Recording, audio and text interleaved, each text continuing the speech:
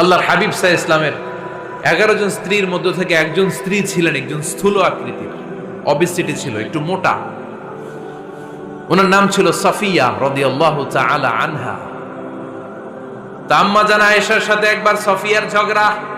নবীদের বউদের মাঝে মাঝে মাঝে ঝগড়া হতো, তবে সেটা হতো মধুর ঝগড়া। সুবহানাল্লাহ পড়েন। আম্মা জান আয়েশা রাদিয়াল্লাহু তাআলা আনহার বাসায় একদিন বিশ্বনবী বসা ছিলেন, আর একজন স্ত্রী, বিশ্বনবীর আরেকজন স্ত্রী রান্না করে কিছু খাবার আম্মা জান আয়েশার ঘরে পাঠিয়েছেন। এক দাসী দিয়ে বলল, যাও এটা আয়েশার ঘরে দিয়ে আসো, কারণ নবী আয়েশার ঘরে। আম্মা জান আয়েশা রাদিয়াল্লাহু তাআলা আনহা বললেন, এগুলো কি? ওই দাসী বলে, তরকারি। কে দিছে? অমুক স্ত্রী। কেন দিয়েছে? আমি কি রান্না করতে পারি না? তোমরা রান্না তোমরা খাও। এই কথা বলে পাতিল সহ উড়ায় মারছে চেহারার মধ্যে। এর কারণ ওনারা মানুষ ছিলেন, মানবীয় ব্যাপারগুলো ওনাদের মধ্যেও কাজ করত। আবার এক স্ত্রী ঝোল দিয়ে রান্না করে কিছু খাবার নিয়ে এসেছে। আম্মা জান আয়েশা রেগে মেগে ওই ঝোল নিয়ে ওই স্ত্রীর গালের মধ্যে মেখে দিয়েছেন। বিশ্বনবীর আরেক বউয়ের গালের মধ্যে ওই ঝোল লাগাই দিচ্ছে।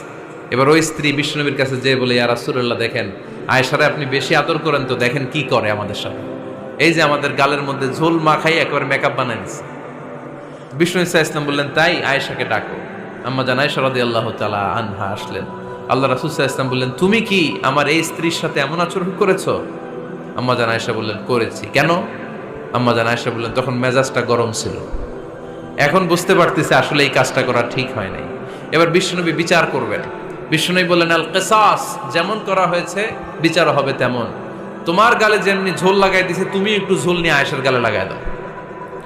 সুবহানাল্লাহ পড়বেন না? ওই স্ত্রীও কিছু ঝোল নিয়ে আম্মা জান আয়েশার গালে লাগাই দিল। এখন দুইজনে হাসতেছে, বিশ্বনবীও হাসলেন, আরশের উপর থেকে খুশি হয়ে গেলেন। কে? তো স্ত্রীদের মধ্যে মাঝে মাঝে এটা ঘটতো। সাফিয়া রাদিয়াল্লাহু তাআলা আনহা ছিলেন একটু মোটা। আম্মা জান আয়েশা বললেন, ইয়া রাসূলুল্লাহ, দেখেন আপনার মুটি বউ, আপনার মুটকি বউ, এই মুটি বউ বলে একদিন একটা গালির মতো দিয়ে ফেলছে। আল্লাহ রাসূল সাল্লাল্লাহু আলাইহি ওয়াসাল্লাম রেগে গেলেন, বললেন, আয়েশা এটা কেমন কথা তুমি বললা মুটি? আমার সাফিয়ারে তুমি মুটি বলে গালে দিলা রে আয়েশা। ইয়া আয়েশা লাকাদ কুলতিলা কালিমা লাউ মুজিজাত বিমাইল বাহরি লামাজাজাতহু। এমন একটা মন্তব্য তুমি সাফিয়ার ব্যাপারে করে ফেলেছো রে আয়েশা, এই কথাটা যদি সাগরের নীল পানির মধ্যে ছেড়ে দেয়া হয়, এই কথার পঙ্কিলতার কারণে, এই কথার কর্দমাক্ততার কারণে, এই কথার পঙ্কিলতার কারণে সাগরের সব পানিগুলো মুহূর্তের মধ্যে কালো হয়ে যাবে।